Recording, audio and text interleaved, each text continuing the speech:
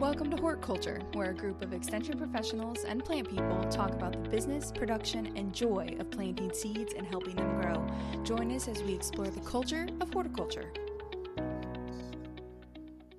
Hello, what is up? It's cold outside. If it is not January when you are listening to this, then I hope that you are warmer. That is my hope for you right now. But it was 0 degrees at my house this morning. So I'm on here today with the good old crew, the Ray and the Bald Boys. But we also have a wonderful special guest who's going to talk all thing economics with us, and in an exciting way, because he's in ag economics, and we know the best economics are the agricultural ones. So we have Dr. Tim Woods on with us today. How are you, Dr. Woods? Are you cold? Are you warm? How are we feeling today? Thanks, Alexis. So great to be on with you guys here today. I am cold. It's It a has been cold. frosty January for sure. Yeah, as of recording, there's still, I know, I need to ask you guys up here in Georgetown where I am at, there is a little bit of snow left, but how much snow did Lexington and Alexis going on south where you're at, how much did you guys get as of the recording? Yeah, we've had some snow here as of the recording date. Enough You guys that have a lot more on my street twice. Yeah. Yeah, there's still snow on the ground. Yeah. There's enough snow that I fell and got snow in my pants this morning. Well, there's cool. that. That doesn't really say that. Yeah. But was there that could be between enough 0 and 4 inches. Yeah, that doesn't give us much of a range, Alexis. But the real question is, was there enough snow to make you worried about greenhouses and high tunnels down where you're at? I went out after kind of the first round of little flurries that we got and took my broom to the top of the tunnel and, just pulled some off just to kind of see what was going on. And there wasn't enough. But if we got any more, then I'd probably be a little concerned. But no, I was like, yeah, it's too cold for this. I'm going inside. I know up this way it was a dry, powdery snow, and that always gives me a little bit of assurance that things are going to kind of be okay. And then it gets slippery, and then I fall, because that's what I did this morning. Because you were out checking plant babies, I bet, really early. Yeah. It was 0 degrees when I walked outside this morning. It's not a lot of degrees. Wind chill of -1, so I went out to check on everything. Negative fun. Negative fun. Negative fun degrees. Yeah. But it's warm. I mean, warm. It's we have a warm spell. It's like 25 degrees here right now. So I know, it's wonderful. And our sweating. son, who is out of school today, he is so upset because the snow is melting. We have a south-facing slope behind the house that acts as the perfect sledding hill. He is not happy. He is angry, and I'm staying away from him because it is melting. And I assure him that all the weather forecasters say we're going to have more snow at some point tomorrow. And if that is wrong, I'm going to have to move out. I cannot live here any longer because he is sorely disappointed that we're losing the snowpack. Yes, I'm calling it a snowpack. It's going to be mud season pretty soon. We just love that in Kentucky, don't we? It will. Yeah. If you don't like the weather, just wait a few minutes and it's going to change here in Kentucky. We're not talking weather today, although we could probably talk for hours about mud season. Even in plant world, mud season is not a fun season. But we are talking about some ag econ today. And I'm really excited because I like to nerd out about all of this. Like, I don't know. Tim gets our gold star for our guest awards. So sorry to all of our other guests, but he sent us PowerPoint slides to review because he is an expert and we are not. And he's probably listened to our show before and he knows that we do not stay on topic. He's like, these people are hopeless. All the help guidance. They are so lost about everything. But that's why he's here, because we are not great ag economists. And he is. So I'm excited to hear, Tim, all of your horticulture industry updates. Like, I'm pumped. Yeah, well, I think as we talk about the weather forecast, we're going to not necessarily be giving a lockdown forecast, but we will be looking ahead and doing a little outlook for the economic forecast, the economic trends that we've been seeing, that Tim's been seeing, and we've been seeing. And I work with Tim in the Center for Crop Diversification at the University of Kentucky. And he's had a really interesting and long, diverse career leading to this point, including some extension appointments in different places and different points of focus. So I thought maybe, Tim, everybody across the Commonwealth and beyond seems to know you for one reason or another. But I was wondering maybe if you could just give us the the nickel tour of your journey to this point through working with blueberry growers and your first extension farm visit and all that kind of fun stuff that we've talked about before. Yeah. It's been kind of a long, fun journey. I've been here in Kentucky now 27 years working in extension. One of my very first kind of farm jobs was working on a blueberry farm up in Indiana. Actually thought I was going to be a blueberry farmer. Really enjoyed that. 20 acres of blueberries. Wow. Great experience. Wound up after a master's degree going to work with a blueberry farmers co-op up in Maine. And that was a really super experience too. And that really kind of gave me the bug for extension and working with farmers and appreciating the marketing challenges, especially in Michigan, where my granddad was a fruit farmer, where I went to Michigan State for more school still, working with the fruit and vegetable industries up there. Michigan, of course, is a really big center for a lot of large-scale commercial horticulture, as you guys know. But then down here in Kentucky, which, you guys know, it's not really historically been considered a major horticulture production state. But as we're going to get into some things here today, long, steady growth in innovation and markets and local food opportunities and, all the high tunnel growth, the produce auctions, on and on, lots of other kind of innovations that have come into play, especially here in recent years, that has just really helped stimulate a lot of great growth in this industry.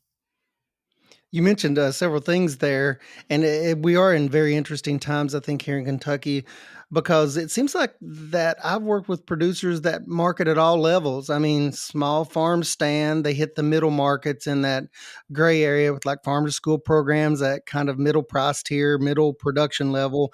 And then there's the wholesale producers, but it seems to be just about as diverse or more diverse than I can ever remember it being in Kentucky. And you said that it was a slow growth, and that's what I've always felt. We've been on this trajectory in Kentucky, whereas maybe some states just north of us or just south of us, they were, at a different production level earlier than we were, but we've kind of been on this slow growth curve. And I've been in extension for way more years than I'm going to admit, but it's been fascinating over the years seeing how people produce things and how they get them to market and how they add value. And I know you talk a lot about these topics, you and the others there at CCD, Brett and Josh and others. And it's always fascinating to me where we are in Kentucky now and how we've gotten here. And it's not been real fast, has it? It's like been this slow kind of progression. Yes, exactly. Just a few new growers coming here, a few new market opportunities opening there, expanding farmers markets. We saw I remember the very first produce auction opening up in Hopkinsville, the Fairview produce auction, and back in the late 90s, they were all excited because they had $100,000 worth of sales. And that auction all by itself will pass $10 million in sales this past year. And so, we went from one auction to now we have 6. And every one of these market channels just seems to have grown, adapted, and found a place of connection here in this market and community that we've got around Kentucky. It seems like we're a small farm state, and I think the state of horticulture, being in a state with a lot of small farms, it kind of speaks to that because, the direct to market outlets and things like that. We're not all wholesale producers here in Kentucky. I know we have listeners outside of the state, and you may be in an area that it's more typical to have large scale production, but it seems like that's a reflection of the kind of state that we're in and the long history that goes back with agriculture in Kentucky.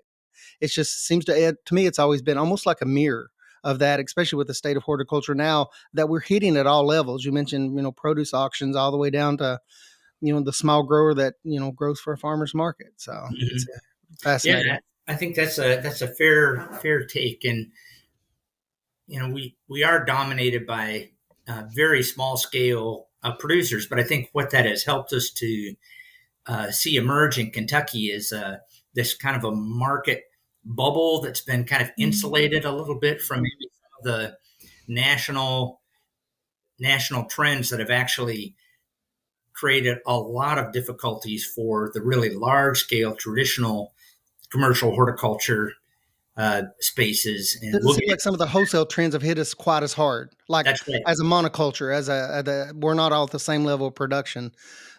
Yeah, I've noticed that I see the wholesale trends, and sometimes I don't discount them because they're very, very, very important, especially to our larger producers. But I know that we have a little bit of that insulation. Yeah, yeah, yeah. And I think a big part of that is due to the very strong support we have for local branding, the Kentucky Proud program that's been around for a long time. We've got a very strong certified market program that the Kentucky Farm Bureau has maintained. And so a very strong agritourism on-farm retail market network. And a lot of those folks are sourcing from places like these produce auctions. Yeah. Well, I think, one of the things I'm hearing, Ray, you mentioned as far as the insulation, and something that Tim and I saw in this USDA Ag Marketing Service project we worked on back during COVID, was that actually for some of our markets, whereas other markets were getting hit hard by supply chain issues, and ours did too, it actually, for many of our farmers market vendors and our produce auctions, it was actually some of the strongest years of sales that they had on their records to date. And I'm thinking, COVID, you don't get much bigger picture than that. But as we think about, I'm just going to keep us in the big picture, and then we'll move into some details. And I'm going to make sure we talk about the Market Ready program a little later. Other kind of big picture market influences, things that you see as at the highest level affecting Kentucky specialty crops, the markets and the producers. Yeah, Brett. I think that's one of the things that I have been watching very closely, especially in the last 10-ish years, and it's accelerating, is the growth in imports, especially around our fresh produce. A lot of that, of course, is coming from Mexico. We saw this past year the biggest amount of imported produce by value coming into the United States than we have ever seen. And of course, a lot of that is being driven by low labor costs that are there, relatively high labor costs that we're seeing contrary to that in the United States. And, take your pick. In California, you've got water issue, land cost issue, labor access issue, burgeoning population and demand for land, and big traditional places of agricultural production like that have particularly been the salad bowl of America, so to speak, have been under immense pressure. And similar things in kind of different stories going on in places like Florida and in Texas. And so, that's something that we're watching closely, and several crops that we can think of that we grow here in Kentucky, things like tomatoes, strawberries, some other kind of labor intensive crops. Those are things that we have to keep an eye on what's happening with those markets, because what we're seeing is the share of products that are coming in from a very low labor cost place like Mexico, where you're looking at $6 to $8 a day for labor, is just accelerating at a crazy rate. And it's a principle of economics of comparative advantage of resources tend to migrate toward places where they're going to be best used and the lowest cost production to produce products for a market that is willing to pay for those products. We used to look at places like Mexico as primarily a winter supply market, but they've massively expanded. And we're going to maybe have a chance to get into talk around some of the controlled environment agriculture. But we think about tomatoes. So one of the really important partners that works with some of our controlled environment in Kentucky now, Mastronardes, is the biggest importer of tomatoes from Mexico, period, bar none. It's not even close. Wow.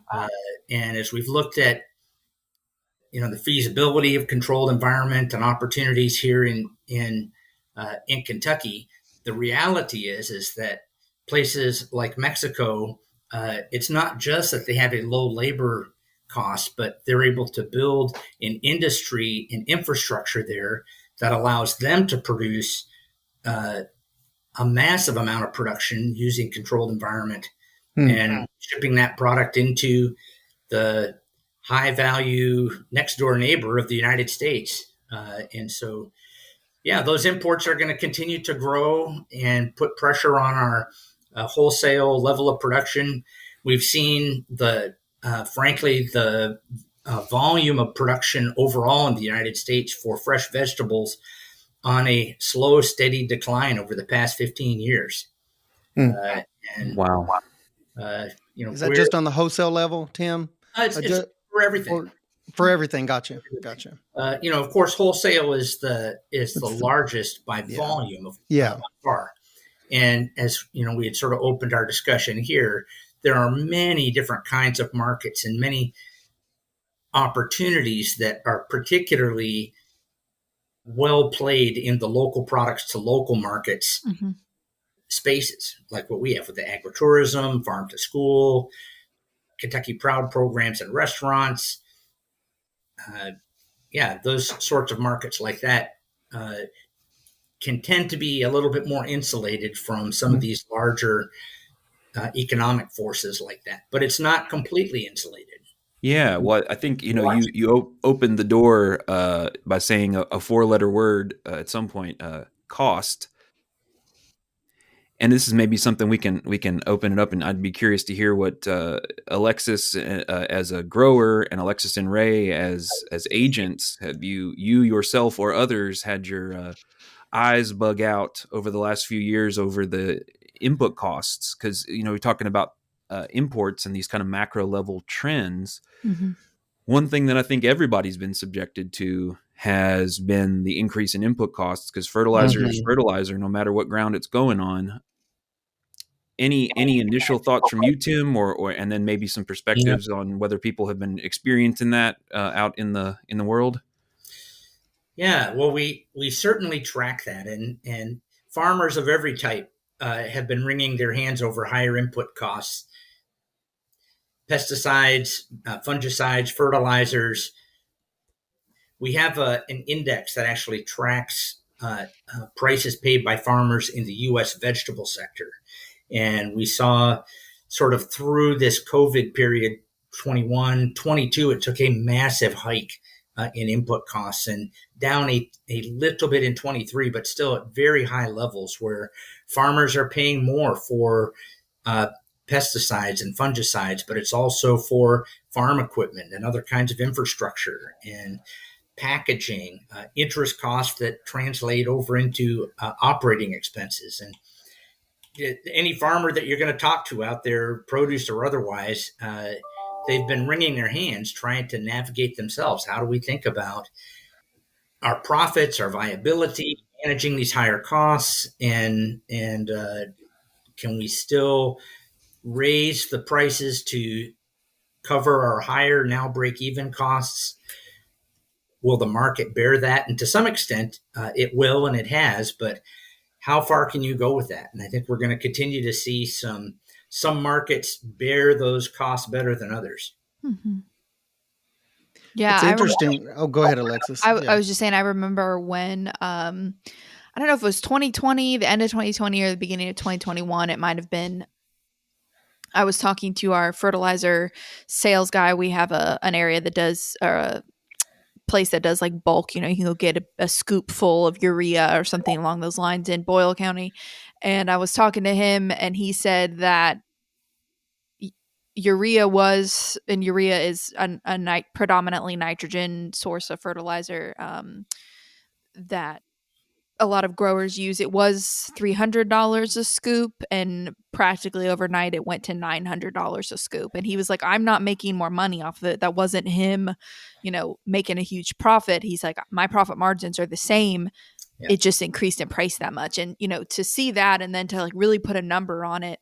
And it wasn't just, chemically synthesized fertilizers, right? It was everything. It doesn't matter if you're organic, if you're using compost, gas went up, everything did. So to really put a number like $300 versus $900, to imagine that being every input that a grower uses and then not really being expected to raise prices was really hard.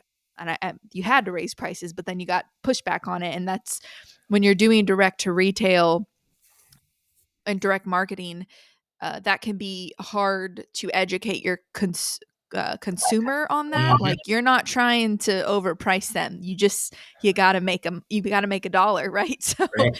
The that water was level's rising. Yeah. Just to be clear, Tim, you personally set those prices. Is that correct? Yeah. Yes. Careful. Do we have a cell phone number for Tim? He Yeah. sets the prices. Yeah. No.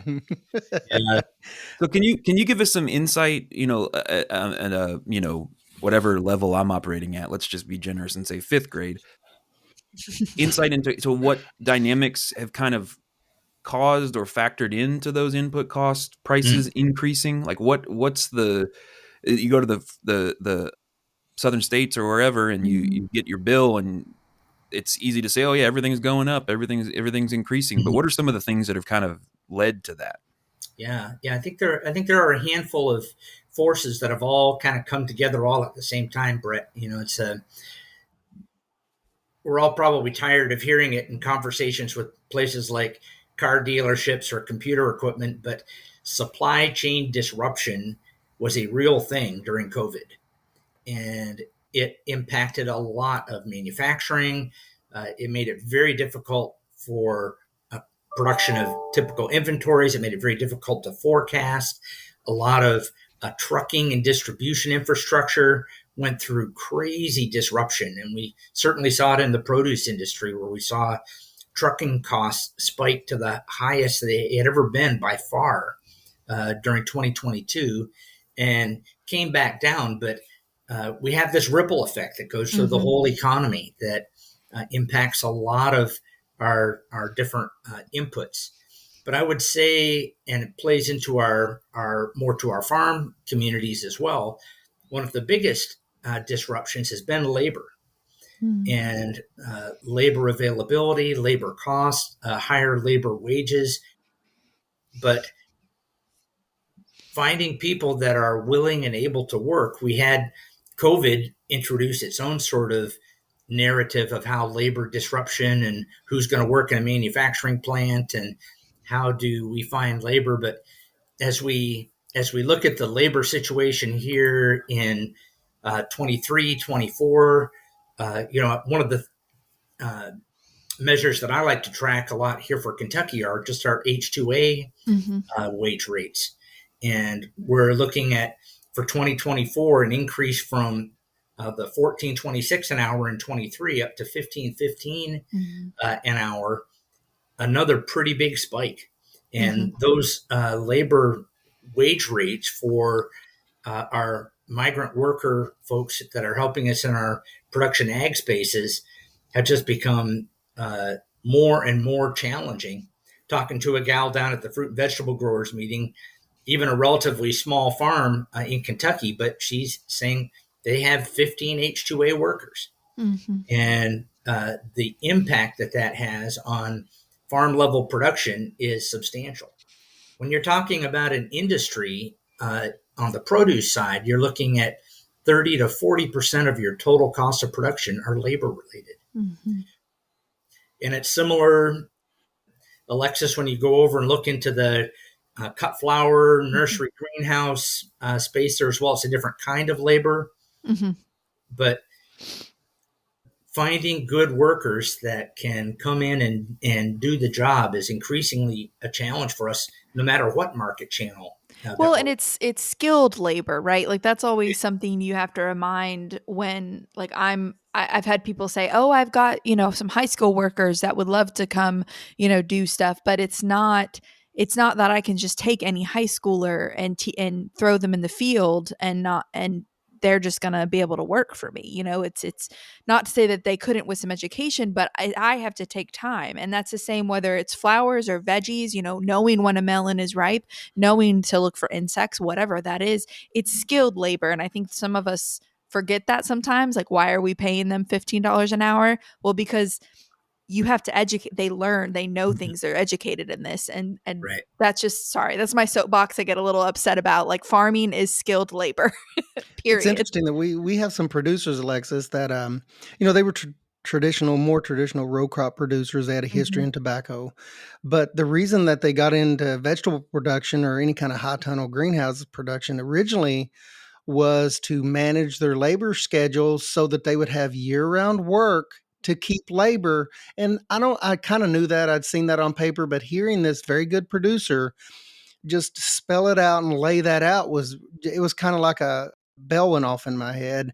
And he said, it's about my labor. He said, I've trained these guys, they're dependable, I'm going to have year-round work for these guys. So he was actually diversifying his production, not for the sake of diversification, but to manage his labor. Really interesting discussion with this guy. It was several years ago, but yeah, kind of a little light went off in my head. I'm a little slower sometimes, but he kind of walked me through it, and I was like, yeah, I kind of knew that, but he just really put the emphasis on the labor and keeping skilled labor. He said, I will not lose my labor. If I do, that's my operation. So he valued it that much, but it's exactly what you were saying, Alexis. Skilled labor that's trained and ready to go. Yeah. Big deal. Yeah. Big As deal. I think about some of these, both the macroeconomic implications and also the ways that that's affecting folks, here in Kentucky or here in the U.S., one of the decisions every producer has to make, I think, is about how extensive or intensive they want their operation to be. And if it goes by the amount of sweat that I contributed to the soil at the UK South Farm back when I used to work in high tunnels, I would say that's a pretty intensive kind of system. And I'm still making a pitch to the Natural Resource Conservation Service to declare Kentucky the high tunnel capital of the U.S. based on the number of NRCS high tunnels that went up. But this controlled environment agriculture, CEA, we sometimes call it, which it could, depending on who you talk to, it may be greenhouses, it may be high tunnels. That's just been a huge part of the conversation. And obviously all those increasing costs and everything else affects that. I'm curious because, we've been right on the forefront of a lot of that controlled environment stuff and the development of that. We have some really great people we're going to have on the podcast in the future who are working very specifically with controlled environment growers.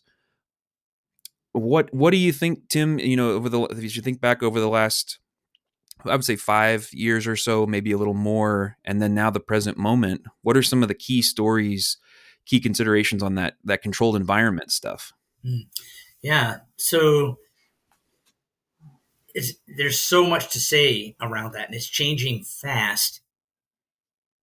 I guess I would want to even take a kind of a wider lens, chronological view to see how even with things like high tunnels, it's a relatively recent phenomenon here in Kentucky in terms of simple production enclosures that initially were put in place to a plasticulture type system to grow some transplants, maybe do a little bit of season extension. A few of only the very sophisticated leading commercial growers would be involved with those. But we saw that program just really expand over the course of the last 7 to 10 years or so, to now where Kentucky is by far the biggest player in the U.S. South for NRCS funded high tunnels. We have over 1,200 high tunnels that were funded between 2010 to 2020, and almost 3 million square feet of high tunnel acreage. But what's been driving that, I think, Brett, has been more and more sophisticated producers that are looking at opportunities to take advantage of being into the markets earlier. That could be a farmer's market. It could be an on-farm retail market. It could be taking advantage of getting into the produce markets where prices tend to be a little bit stronger earlier. later season extension opportunities, and more producers, especially in the last few years, looking at how can this support something like CSA, or how can this support something like even year-round production in these kind of what we've considered off-season systems. Producers getting more sophisticated, where they'll have 2 or 3 of these high tunnel systems that are all integrated into their production system as a way of managing risk for weather, for markets, a little bit more intensive production system. And as I'm sort of watching it play out, it seems to me like it's almost this staging up of where are we going with even this next stage of thinking about controlled environment, controlled risk management. And as we've seen here in the last few years, it's almost been a 1 step, 2 step, 3 step, 20 step leap, then up to this big, massive glass structure, controlled environment kind of system. But there's a lot in between. And actually, we have a lot of producers that are using more and more sophisticated, not just high tunnels, but glass and other kinds of production, soilless media, supplemental lighting, supplemental heat, looking for ways to manage risk, manage production, take advantage of what they see as emerging market opportunities, and moving the kind of technology of how we do production at the farm toward the market opportunities that they see. The challenge is keeping in mind the costs and the risks, and the risks that come with the infrastructure costs that are involved with this. And there's still labor, and there's still a lot of these other things that you have to be thinking about as you're thinking about the feasibility of one system versus another. So one thing I'm hearing is that it is more expensive to build a semi-permanent structure and cover it in plastic to grow vegetables than to just grow them in the ground and hope that Mother Nature plays along. Yes. I did a high tunnel talk at the fruit and vegetable conference, and I told everybody, and I was like, who in here has a high tunnel? And, they raised their hand. I'm like, congratulations. You have a toddler that you now manage, and it never grows up. You have a toddler 24/7, 365 for as long as that baby is up. Right. I've heard one farmer talking about likening it to, suddenly I feel like I'm in the dairy business. I've got to be out there every day. all the time. Twice a day. Yeah. It's now your lifestyle. Yes. Do you guys find that, and this is more of a CCD question, I guess, but as producers get bigger, they get more sophisticated. At what point, because, and I'll ask this, producers have to start thinking about, managing risk, and prices and marketing for it, and having the crop marketed before do you guys find that with the increase in sophistication of production that producers larger scale, and you guys that work on a state scale, this is more for you guys, a question for you all. Do you find that producers just naturally start to ask those things? In fact, I guess what I'm asking is, once they get too big to fail, they have too much invested to just fail easily. Are producers kind of making that progression as well on the managing risk side? I certainly hope they are, because I know greenhouses, these structures aren't cheap, and there's lots of money tied up in labor and materials and getting a crop, off and going and to market. Are producers kind of asking the right questions there as they progress up the production chain? I think so. I feel like that's where we've got a full-time employment with our CCD group. Is trying to provide good resource information on cost, technology options, even with high tunnels. There's many different kinds of high tunnels. Do you have a sliding high tunnel that can actually move back and forth? Do you have different kinds of structures?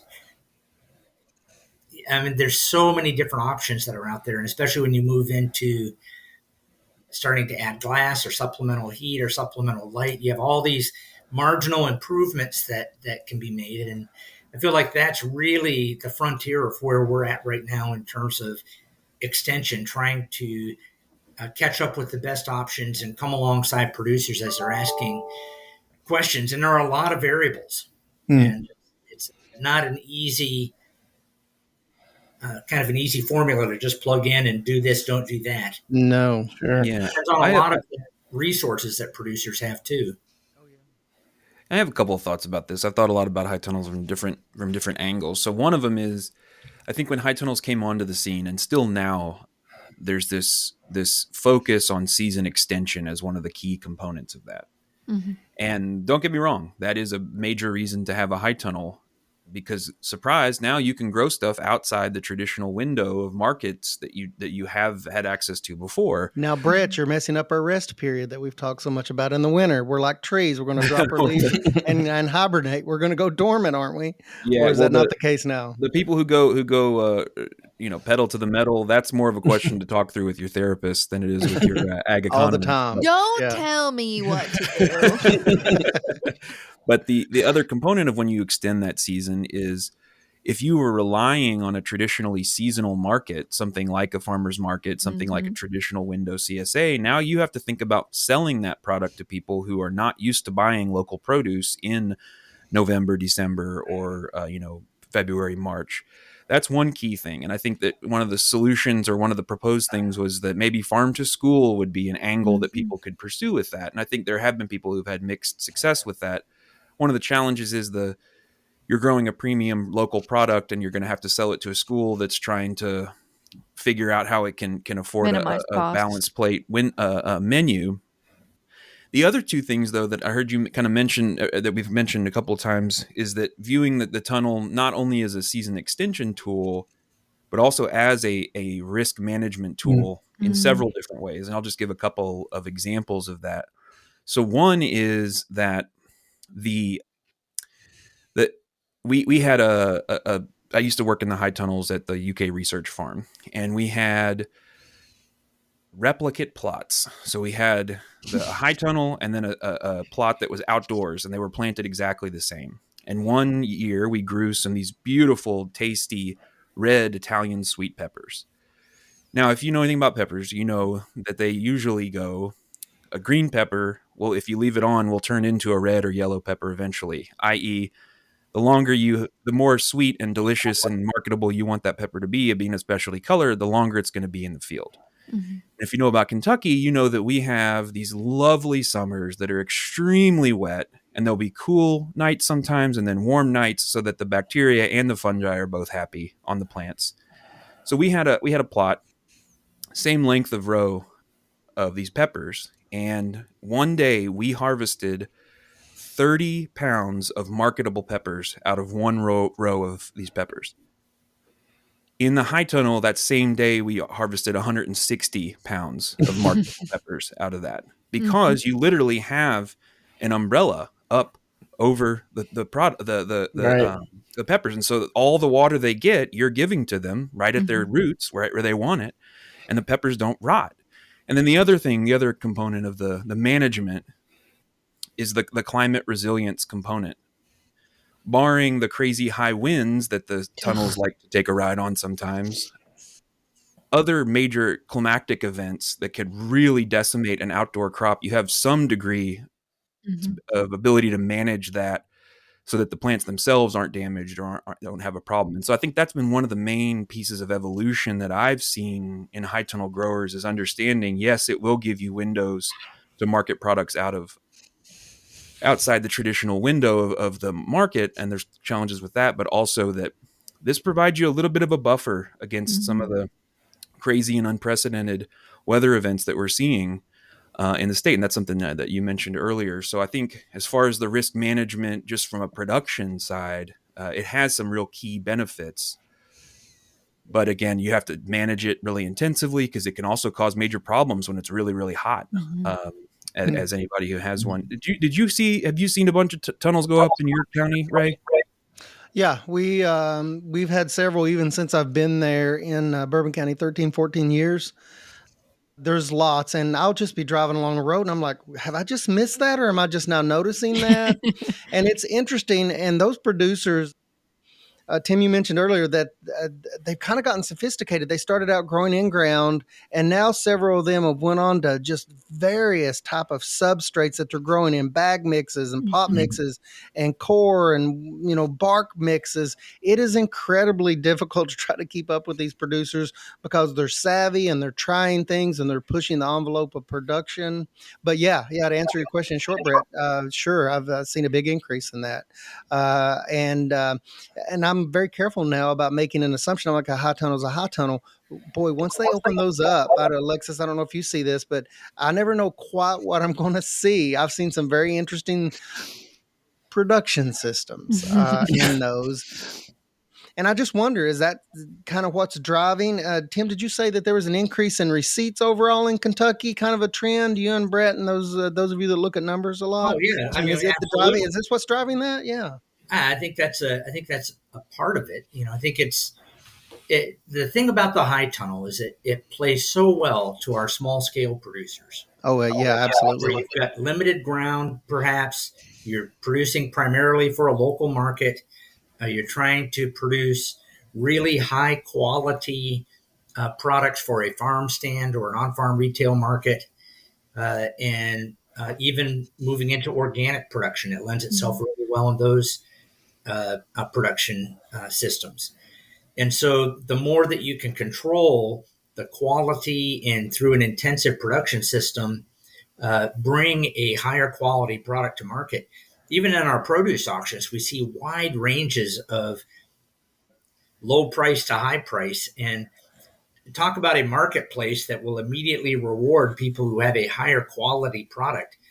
If I bring my peppers in there and they're all nicely sized, beautiful, and put that next to another box of pepper that has sunspots, dirt, just dragged in from the field, misshapen, you immediately see, how come that guy gets $12 for a box and I get $3 for a box? And the market disciplines that. And those market prices are always there, sort of promoting these marginal movements toward being able to produce better quality products. And I think in our direct to consumer market spaces that dominate Kentucky, those tend to get especially rewarded. Yeah, absolutely.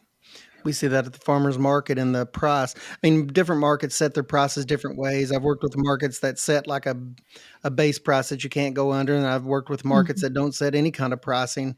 But the pricing has always been interesting at markets, to say the least. But I feel like the quality being driven up is yeah, I've seen that over the years, that you get this beautiful stuff. And Alexis alluded to it, at a time when normally you would not see beautiful things, or Brett mentioned it with the peppers. You're seeing these beautiful, colorful peppers that you would just never see grown locally fresh for a local fresh market, because the risk involved in growing those peppers that long in the season.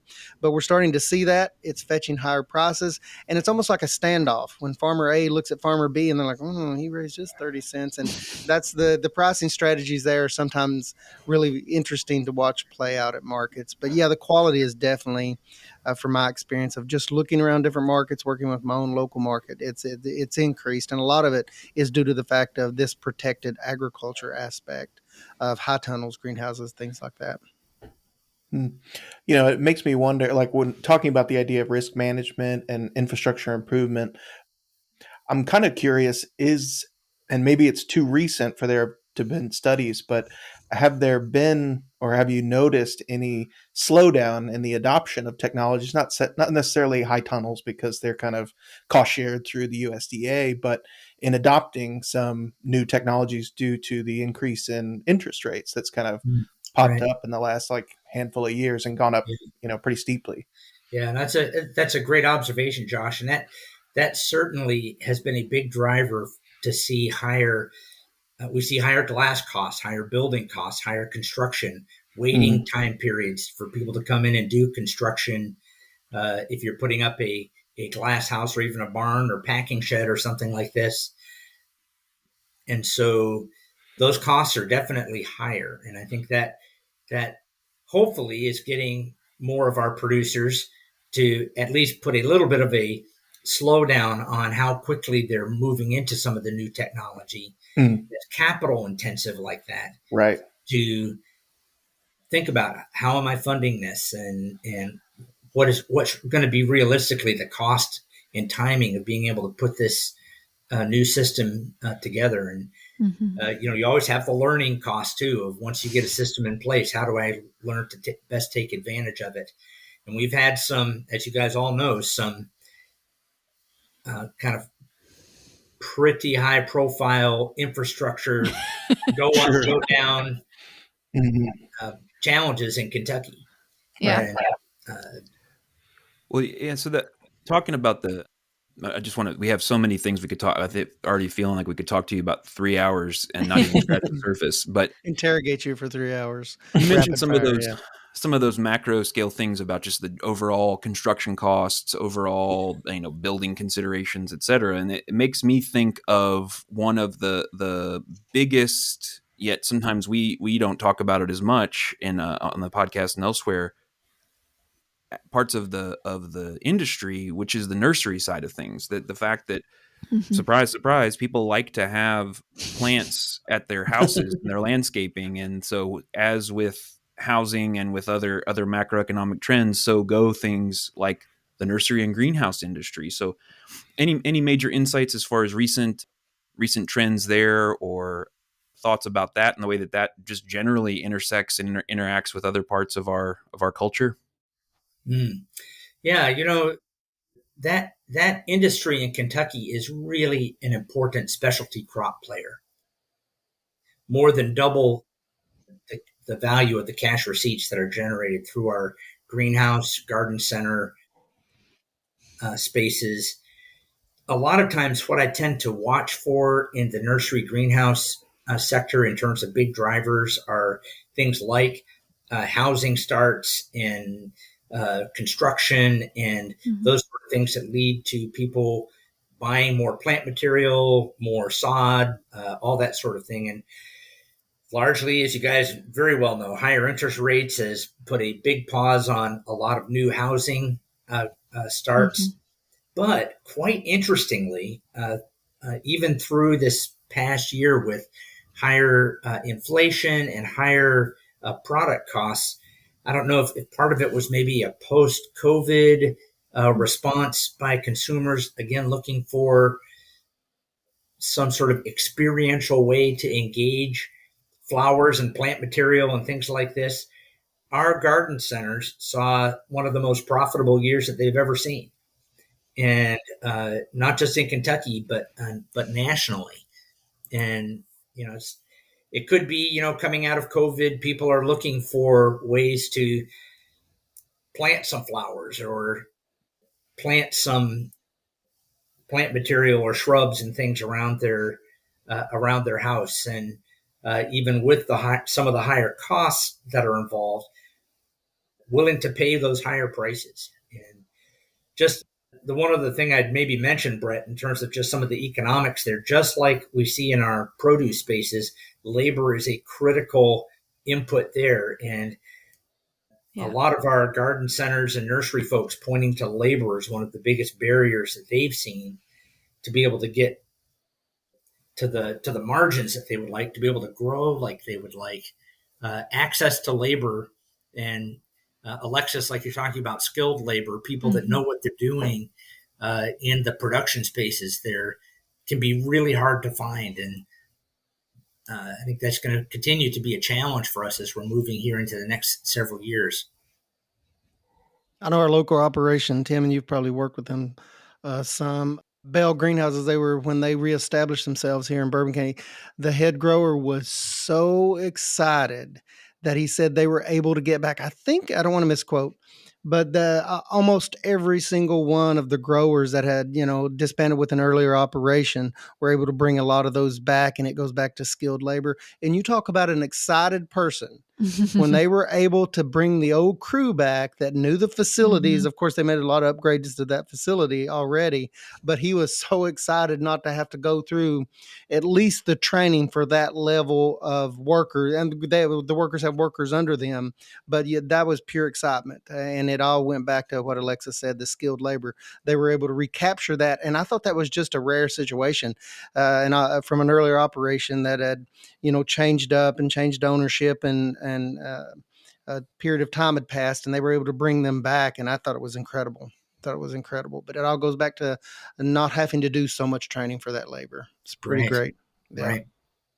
Well, I think I can say from experience, the post-COVID reconnecting with plants, I think me and my wife might be responsible for like 0.01% of that boost to the nursery greenhouse You're doing your industry. part. Yeah, feels like it.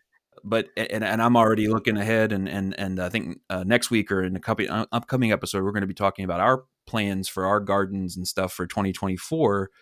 As you, as an ag economist, look ahead to 2024. What are some of the things, in Kentucky, nationally, however you want to riff on it, that you're looking ahead to? Yeah. Well, I think the slow, steady, gradual change sort of things to watch are the continued changes in imports and the wholesale market impacts, and how many of our larger volume wholesale market channels are adjusting to things like this. I try to watch really closely how might those be impacting even things like our produce auction markets. And surprisingly, to date, they've been relatively insulated. Even though they've grown and we have order buyers and larger volume folks that are buying regionally out of those auctions now, we still tend to be in this market bubble, I think, here in Kentucky. And so I think, again, inflation and higher prices are going to hopefully slow down here, and I think give some better opportunity for a lot of our direct to consumer market opportunities that we've seen a lot of those input costs start to come back a little bit, especially things like fossil-based fertilizers and fuel and interest rates a little bit. And so hopefully we'll see some of the production costs not go higher, but stay the same or come down a little bit for many of our producers here coming up. But I think the thing that I am watching probably the most is, where on earth are we going with this controlled environment space? The vertical farming system kinds of things, where you're basically 100% artificial light, enclosed system, primarily leafy greens, but other kinds of products there as well. And we've got several really, really big systems that have started production in Kentucky, some that have started and stopped already, but a lot of investment that's going on there. And how might that be impacting our local markets?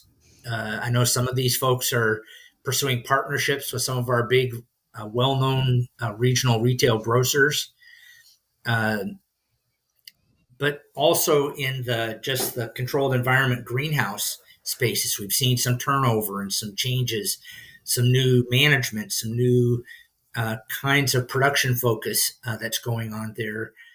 That story is not done by any means. And I think, like any kind of a new technology and a new industry that goes through a lot of growing pains, there are going to be some high profile failures, but there are going to be some learning and some circling back around. And how that's going to impact our local markets, I think all that stuff is still to be determined. I think in the short term, I think our folks are looking at a really positive 2024 in terms of market prospects. A lot of interest in local products. Good. But this industry has seen a long, steady 20 to 30 year growth. What are we looking at for the next 5 years? Is going to be really interesting to watch. Yeah, something that stood out to me in the graphs you sent out that I was surprised by, although I guess I shouldn't be, is that we are consuming, like in the U.S., more vegetables per capita. Like the first one that stood out to me was like the millions of pounds imported in production, growing much faster than the rate of our population. Like I think the population's only increased like 60% in that time, but the production volume is increased like 250% in that time. from that perspective, in the big picture, there's just a lot more demand for horticultural products, at least in terms of vegetables. Are people just eating their vegetables now? Is that what's happening? Well, you raise a whole nother topic, Josh. What the tragic news in Kentucky, you guys may have heard this statistic before, is only 6% of Kentuckians eat their recommended daily fruit and vegetable intake. So we have a long way to go to increase our per capita consumption. A lot of potential. A lot of opportunity for growth. Yeah. Exactly. Yeah. So, the shoe salesman that sees lots of bare feet out there, but how do we move the needle on that? And what role is there in our local production to help our folks move toward better diets? And thinking about food access, I think, is another really interesting challenge and opportunity, I think, for our local horticulture communities. Roles for our food banks and farm to school program and SNAP and other kinds of food access programs where our local production can play a really important role, I think. We just need to find who decided cauliflower could be everything, and they marketed cauliflower as like the new wave, and just have them do it for all of the vegetables. Or like kale was, kale chips were huge there for a while. So we need like limited edition drops of vegetables and just a lot of hype for a limited time only. Exactly. Yeah. Marketing. Exactly. Kohlrabi pizza crusts by Dre. Beats by Dre. I don't know. Yeah. Shout out. Put a label on it. Put a label on it. They only made 200 of them, and then that's it forever. Just cut the carrots into shapes of dinosaurs, and everyone will eat them. Or like take this is the answer, carrots and folks. shave them down into baby carrots, Alexis. Take them baby carrots. And Those somehow people, they're maybe we always should hire soaking them. wet. Yeah. Yeah, the ones that are wet. Yeah, it's kind of slurry. Well, before we started, I frantically was Googling how to podcast like Travis and Jason Kelsey, and one of the things that they said was when you have a big shot guest like Tim Woods, you got to give him a chance to plug stuff, current projects, ongoing projects, etc. And so, a couple of things I'd love to just hear a touch more about, plug where they can get more people can get more information. Two of them. So one of them is the Market Ready program, but the other one, you kind of, I think we're tiptoeing around the edge of with the local food demand is the local food vitality index work that you and Jairus Rossi have been working on over the last several years. So yeah, please, any that and anything else you want to plug, and we can make sure we have links in the show notes. That was another thing that I read on that blog that I was looking at earlier. Links in the show notes. Any other social media for the CCD or any of that kind of stuff, whatever the floor is yours. Yeah, thanks, Brett. It's very generous. You've been around me long enough to know where I feel like so much of the opportunity that's going to be in front of local growers is going to hinge. Certainly you want to be mindful of your costs and understand what is break even for me. What are the different market opportunities? But for a lot of our folks, understanding marketing is really, really important. And we've had this Market Ready training program that we've offered through our UK extension for a number of years. That program's been branched out and offered now in 17 different states. A lot of our producers have gone through that. And it's a training program on helping producers that are interested in exploring commercial markets. And that means, how do I sell to a restaurant? How do I sell to a grocery store? How do I work with a wholesaler? And there's a different language. There are different expectations, but also tons and tons of great resources and agency partners and good folks that are willing to come alongside our producers that are looking at those opportunities. So that's one program.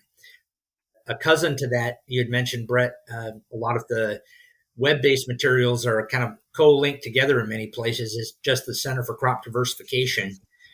And the marketing resources, the price information that's available for price reports, and how do I sell in some of these different markets, great fact sheets and resources like that. I might just mention this. You'd mentioned the local food vitality survey is a Kentucky food consumer survey that we just completed here in Kentucky, and we're pulling out just some preliminary information. We've shared a little bit of that out already. We're trying to develop a series of fact sheets we'll have on the CCD site, but it's helping our producers better understand some of the differences that we see in urban versus rural consumers, older versus younger consumers. Quite encouraging to me, and thinking about the interest in local food, we see our younger consumers being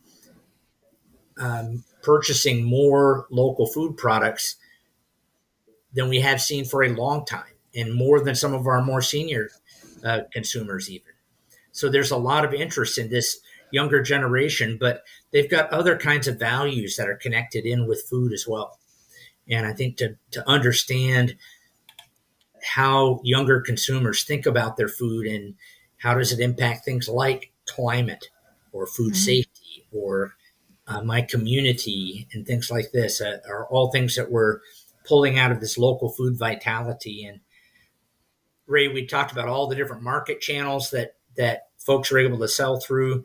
We try to look at people's perceptions about many of these different market channels and their perceptions of how they're performing in different places around Kentucky. And I feel like we have a really good insight now into how some of these different markets are playing in different communities, urban, rural, east, west, south.